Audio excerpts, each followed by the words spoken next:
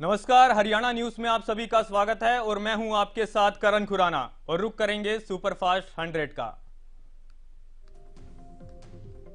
राज्यसभा में इस साल अगस्त तक रिटायर होने जा रहे 72 सांसदों को विदाई दी गई। इस मौके पर सभापति वेंकैया नायडू, प्रधानमंत्री मोदी और नेता प्रतिपक्ष मल्लिकार्जुन खड़गे ने रिटायर सांसदों से मुलाकात की।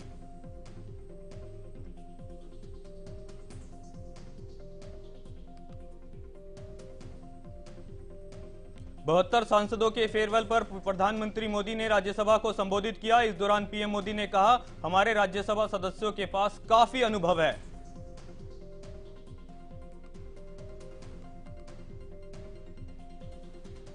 पीएम मोदी ने कहा, इन सांसदों के जाने से अनुभवी साथियों की कमी खलेगी। उन्होंने कहा, अनुभवी साथी जाते हैं तो उनकी कमी रह जाती है।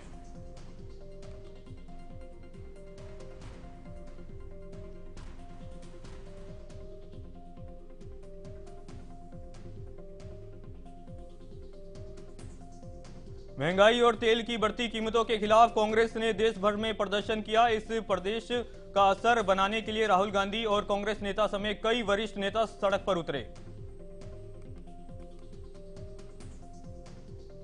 प्रदर्शन के दौरान कांग्रेस के सभी नेता चुनाव खत्म, लूट चालू के नारे लगाते हुए नजर आए। इस दौरान उन्होंने मोदी सरकार से महंगाई को कंट्रोल करने की मांग की।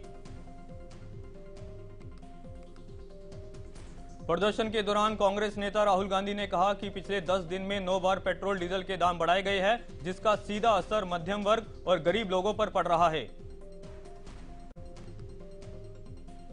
राहुल गांधी ने कहा कि गैस सिलेंडर के दाम दोगुने हो गए हैं, इतिहास में कभी ऐसा नहीं हुआ है। उन्होंने कहा, सरकार का एजेंडा साफ है कि गरीबों के से पैसा निकाला जाए और 2-3 अरबपतियों को दिया जाए।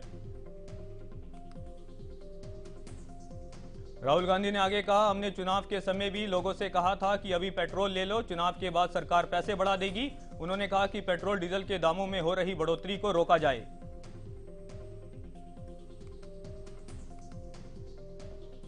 पेट्रोल डीजल के दाम में लगातार बढ़ोतरी का सिलसिला जारी है। गुरुवार को भी पेट्रोल के दाम में 80 पैसे प्रति लीटर की बढ़ोतरी दर्ज की गई, जबकि डीजल भी 80 पैसे प्रति लीटर महंगा हुआ।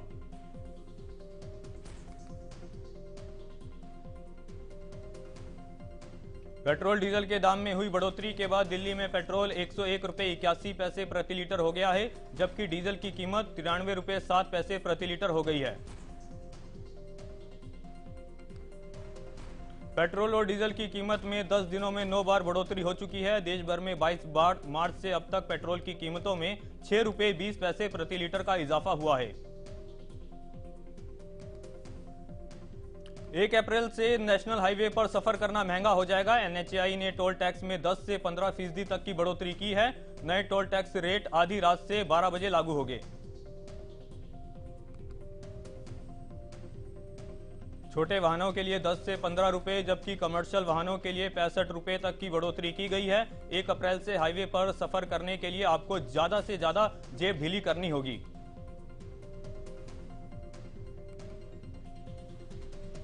दिल्ली के मुख्यमंत्री अरविंद केजरीवाल के घर के बाहर हुए तोड़फोड़ मामले में पुलिस ने 8 लोगों को गिरफ्तार कर लिया है। गिरफ्तार किए गए सभी लोग बीजेपी युवा मोर्चा के सदस्य हैं। दिल्ली पुलिस ने इनकी पकड़ के लिए कुल 6 टीमें बनाई थी और इन सभी की पहचान सीसीटीवी फुटेज से के आधार पर की गई। फिलहाल इनमें कुछ और लोगों को पकड़ा जाना अभी बाकी है। दार्जिलिंग दौरे पर पहुंची पश्चिम बंगाल की मुख्यमंत्री बिल्कुल अलग अंदाज में नजर आई। दरअसल ममता बनर्जी सड़क किनारे खड़े होकर एक स्टॉल पर मोमोज बनाती दिखाई दी।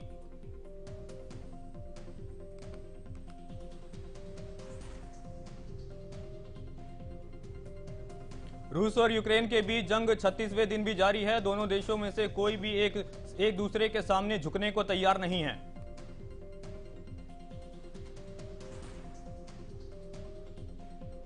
रूस लगातार यूक्रेन के शहरों पर हमले कर उसे तबाह करने में लगा हुआ है। कीव, खार्किव और मारियोपोल समेत कई शहर खंडर में तब्दील हो चुके हैं।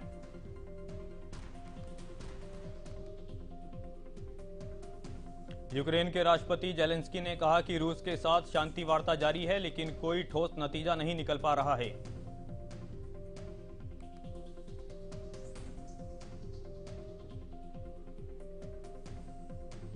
रूसी रक्षा मंत्रालय ने यूक्रेन पर बड़ा आरोप लगाया। रूस ने कहा कि यूक्रेन जंग में जैविक हथियारों का इस्तेमाल कर सकता है।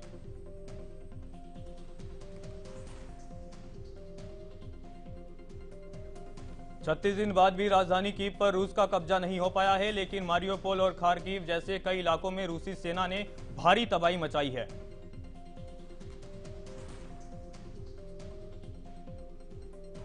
रूस के राष्ट्रपति ने 24 फरवरी को यूक्रेन के खिलाफ जंग का ऐलान किया था। महीने भर से चल रही जंग के बाद भी रूसी सेना अब तक यूक्रेन के कुछ ही हिस्सों पर कब्जा कर पाई है।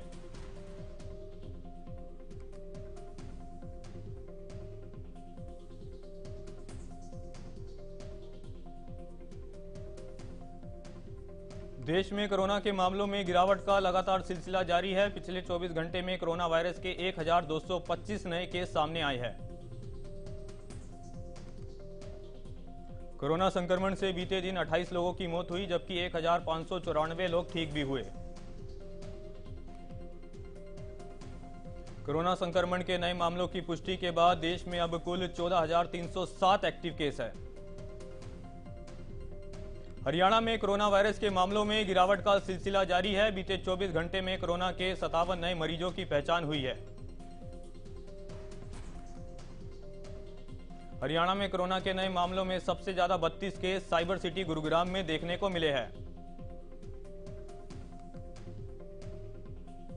पिछले 24 घंटे में 67 कोरोना मरीज रिकवर होकर घर भी लौटे हैं। बीते एक दिन में 29,000 से ज्यादा लोगों को कोरोना वैक्सीन की पहली और दूसरी डोज लगाई गई।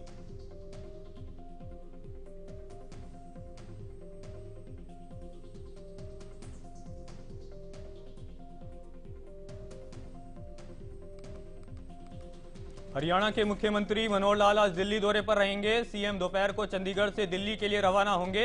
इस दौरान वो कई केंद्रीय मंत्रियों से मुलाकात करेंगे।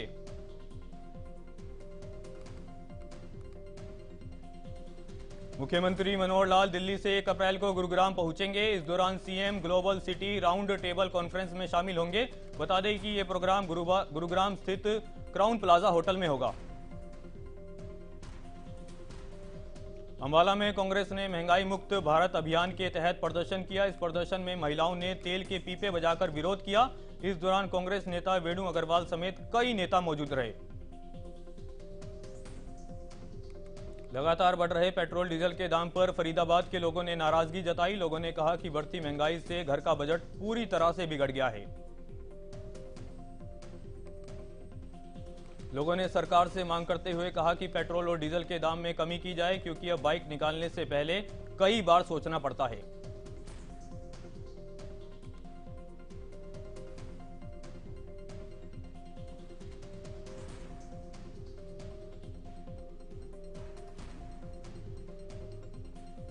हरियाणा सरकार ने नियम 134A को खत्म कर दिया है। अब गरीब बच्चों को निजी स्कूल में फ्री में दाखिला नहीं मिल सकेगा।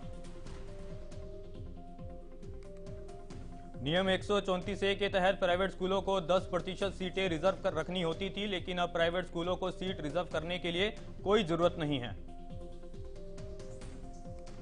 नियम 134A खत्म होने पर निजी स्कूल संचालकों ने इसका दिल खोलकर स्वागत किया, क्योंकि निजी स्कूल नियम के खिलाफ काफी लंबे समय से आवाज उठा रहे थे। हरियाणा सरकार के मुताबिक अब शिक्षा के अधिकार नियम RTE के तहत गरीब बच्चों को सांस्कृतिक मॉडल स्कूल में एडमिशन मिलेगा। यह नियम अगले शैक्षणिक सत्र से लागू होगा। RTE नियम के तहत निजी स्कूलों में आर्थिक रूप से कमजोर 25% बच्चों को दाखिला मिलेगा, यानी 10% की बजाय अब 25% गरीब बच्चों को सांस्कृतिक मॉडल स्कूल में एडमिशन मिल पाएगा।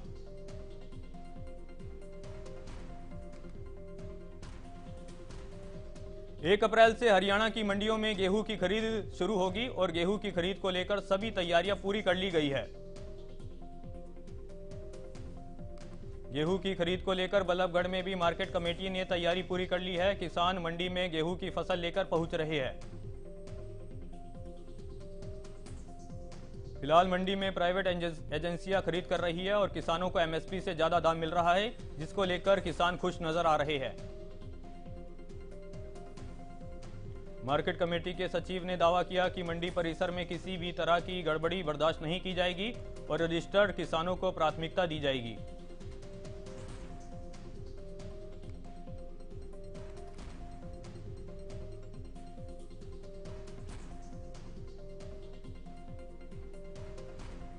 रेवाड़ी में मार्केट कमेटी के सचिव के मुताबिक मंडी में गेहूं खरीद और उसके उठान और रखरखाव की पूरी तैयारी कर ली गई है। उन्होंने कहा कि किसानों को किसी तरह की परेशानी नहीं होने दी जाएगी।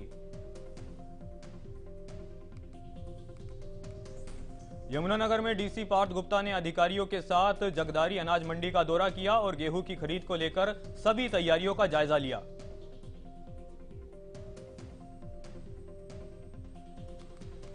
सूरजकुंड का मेला देश विदेश की संस्कृति को एक साझे मंच पर प्रस्तुत करने का काम कर रहा है। मेले में कई देशों ने हिस्सा लिया है।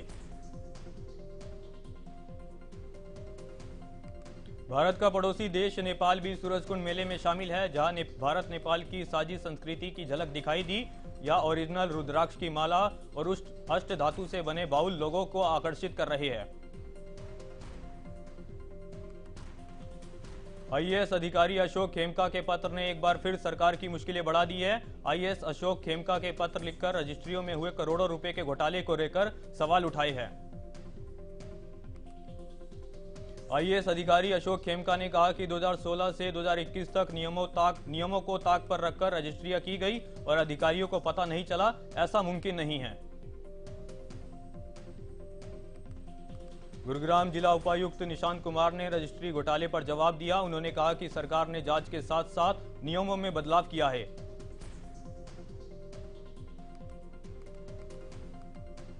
सोना में राशन डिपो होल्डर की लापरवाही की खबरें सामने आ रही है। दरअसल वार्ड नंबर 13 की पहाड़ कॉलोनी में डिपो होल्डर राशन नहीं दे रहा है, जिससे लोग काफी परेशान हैं।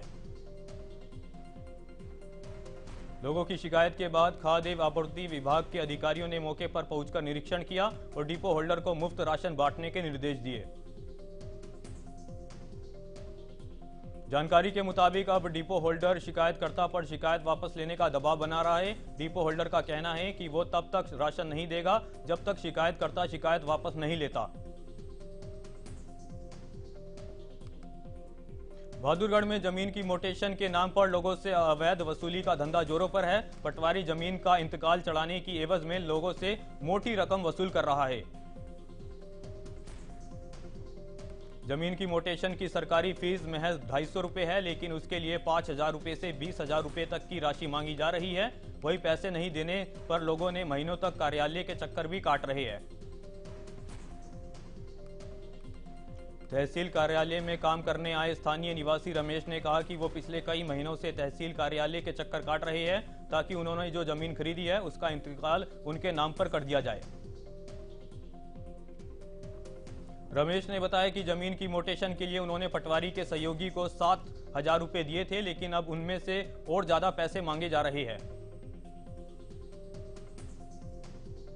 वही तहसीलदार श्रीनिवास के ने मामले पर पल्ला झाड़ते हुए कहा कि उनके सामने पैसे का कोई लेना देना नहीं हुआ और ना ही उन्होंने कोई लिखित शिकायत मिली है।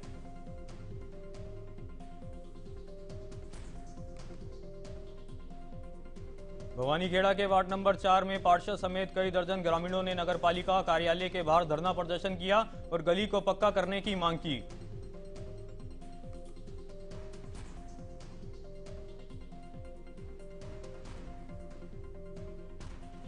अंबाला छावनी के निजी स्कूल में एनुअल चार्ज को लेकर विद्यार्थियों के परिजनों ने स्कूल के बाहर जमकर हंगामा किया और स्कूल प्रशासन के खिलाफ नारेबाजी की।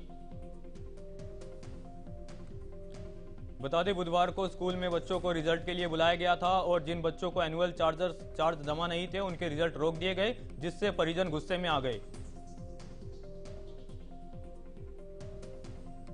गुस्साए परिजनों ने जाम लगा दिया। वही जाम खुलवाने के लिए पुलिस प्रशासन ने परिजनों के साथ सख्ती भी की।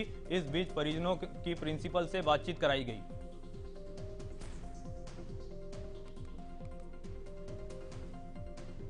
चरखी दादरी में पिछले 21 साल से चल रहा दूरदर्शन रिले केंद्र बंद कर दिया गया है। इस दूरदर्शन महानिदेशक नई दिल्ली के निर्देश अनुसार बंद किया गया,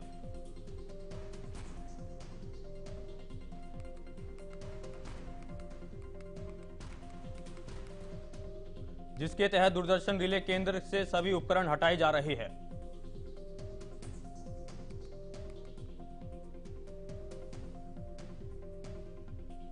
Ambala cantt BD floor mill में आखिरकार 2 साल बाद सरकारी कब्जा हट गया है। कोर्ट के अधिकारियों की मौजूदगी में वीडियोग्राफी के बीच सील लगे ताले को तोड़कर कब्जा छुड़वाया। सरकारी कब्जा हटाने के दौरान दोनों पक्षों में एडवोकेट मौजूद रहे। बता दें कि जुलाई 2020 को सदर नगर परिषद ने मिल में रहने वाले लोगों को बाहर निकालकर कब्जा कर लिया था।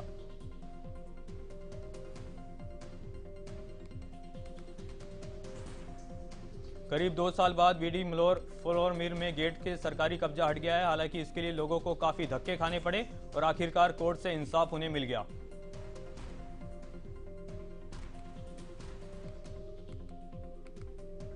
सोनीपत में एसटीएफ गुरुग्राम की टीम ने नेशनल हाईवे राई थाना क्षेत्र से नशे की बड़ी खेप पकड़ी है। टीम ने पानीपत के 2 नशा तस्करों को कैंटर में गांजा ले जाने के दौरान गिरफ्तार किया। नशा तस्कर कैटर से गांजे की खेप हरियाणा और पंजाब लेकर जा रहे थे। गांजे में भरे 16 बोरे पकड़े गए। फिलहाल एसटीएफ की टीम ने दोनों आरोपियों को गिरफ्तार कर जांच शुरू कर दी है।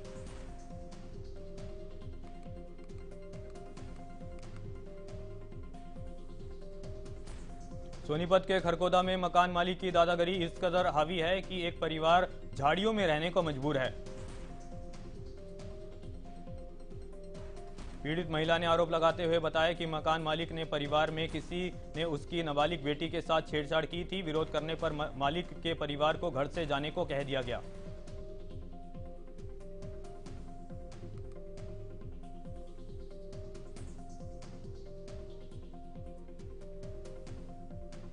पीड़ित महिला के इनकार करने पर मकान मालिक ने घर का सामान निकालकर फेंक दिया और अब परिवार ने एसएसपी डीसी से मिलकर मदद की गुहार लगाई है। महिला का कहना है कि इस मकान को उसने किश्तों में पैसे देकर खरीदा है और अब मनमाने ढंग से उसे उसका आशियाना छीना जा रहा है।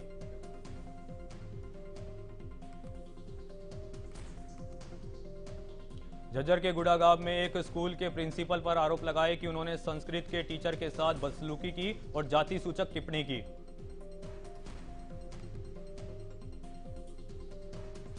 सीनियर सेकेंडरी स्कूल के प्रिंसिपल पर टीचर के साथ मारपीट करने का भी आरोप लगा है। इस मुद्दे को लेकर छात्र और ग्रामीण लघु सचिवालय में एसपी से मिले। इस दौरान एसपी ने उचित कार्रवाई का भरोसा दिया।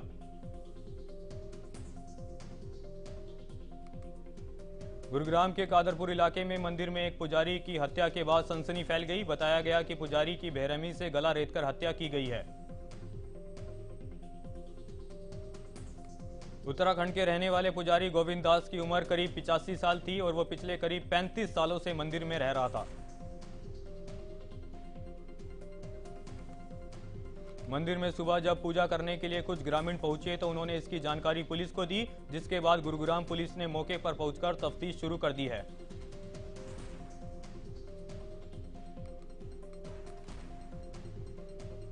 बल्लभगढ़ की चावला कॉलोनी में 100 फुट रोड पर बिजली के ट्रांसफार्मर में आग लग गई, जिसके बाद दमकल की गाड़ियों ने मौके पर पहुंचकर आग पर काबू पाया।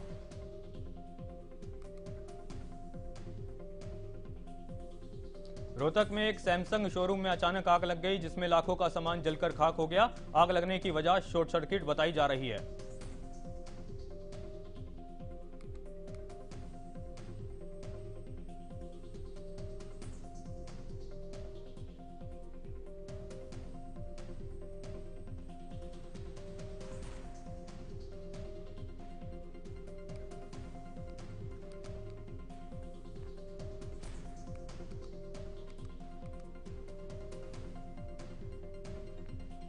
फरीदाबाद के ग्रीनफील्ड कॉलोनी में बिल्डर के परिवार पर बदमाशों ने हमला कर दिया। इस हमले में बदमाशों ने बिल्डर और उसकी पत्नी, बच्चे समेत 4 लोगों को लाठी डंडों से पीटकर लहूलुहान कर दिया।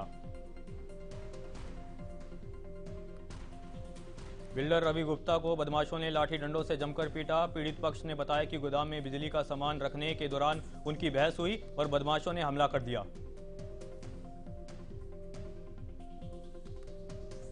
मामले का सीसीटीवी फुटेज भी सामने आया है, जिसके आधार पर स्थानीय पुलिस ने जांच शुरू कर दी है। फिलहाल किसी पक्ष पर मामला दर्ज नहीं किया गया है।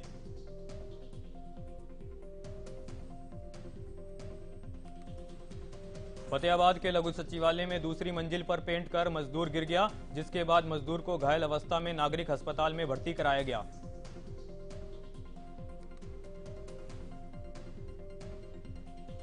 आईपीएल 2022 के अपने दूसरे मुकाबले में कोलकाता नाइट राइडर्स को रॉयल चैलेंजर बेंगलोर ने 3 विकेट से हार का सामना करना पड़ा। टॉस हारकर बल्लेबाजी करने आई केकेआर की बल्लेबाजी बेहद ही खराब रही।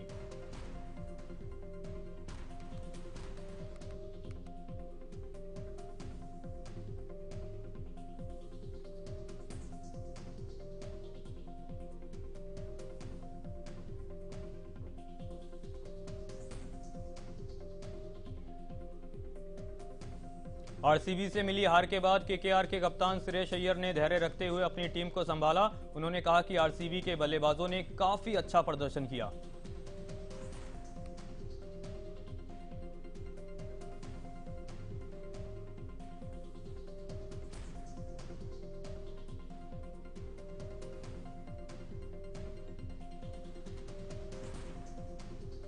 पॉइंट्स टेबल में अभी राजस्थान रॉयल्स की टीम टॉप पर है, जिसके पॉइंट्स टेबल में 2 पॉइंट, जबकि टॉप 4 अभी राजस्थान, दिल्ली, पंजाब और गुजरात की जगह बनी हुई है।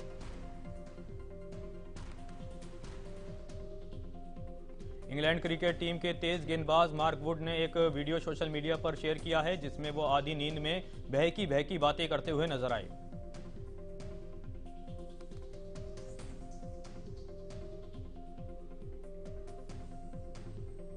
एक्टर रवि किशन के बड़े भाई रमेश शुक्ला का दिल्ली के एम्स अस्पताल में निधन हो गया। हाल ही में रवि ने सोशल मीडिया पर अपने भाई की एक फोटो शेयर कर इस बात की जानकारी दी।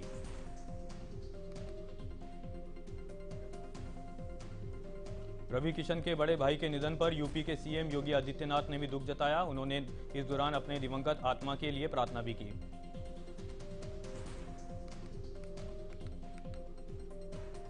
रणबीर कपूर ने अपनी शादी को लेकर बड़ा बयान दिया। रणबीर कपूर ने कहा कि उन्होंने किसी पागल कुत्ते नहीं काटा जो वो मीडिया के सामने शादी की डेट बता देंगे।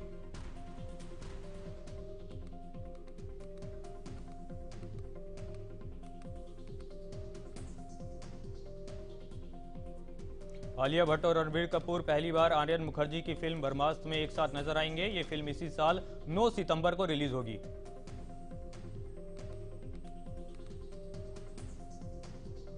भारती सिंह इन दिनों अपनी प्रेगनेंसी को लेकर सुर्खियों में हैं। वो अगले महीने मां बनने वाली है। इसी बीच उन्होंने अपने पति के साथ एक फोटो सोशल मीडिया पर शेयर की है।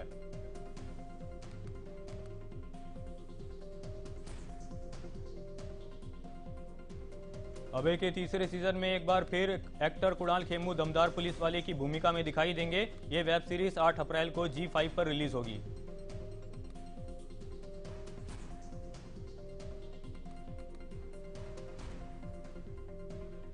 अमेरिकी स्पेस एजेंसी नासा के हर्बल टेलीस्कोप ने अब तक के सबसे दूर के सितारे की तस्वीर कैप्चर की है। इसका निक नेम एंड्रेट रखा गया है।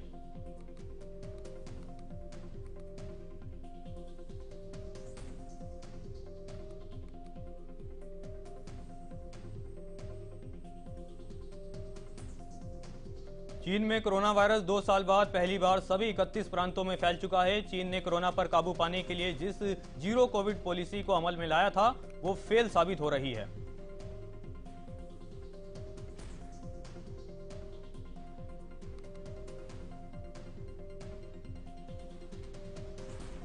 पाकिस्तान की संसद में रखे गए आधिकारिक दस्तावेज के मुताबिक वहां की आर्मी 50 से बड़े बिजनेस चलाती है और आर्मी में कुल बिजनेस करीब 1.5 लाख करोड़ रुपए से भी ज्यादा है।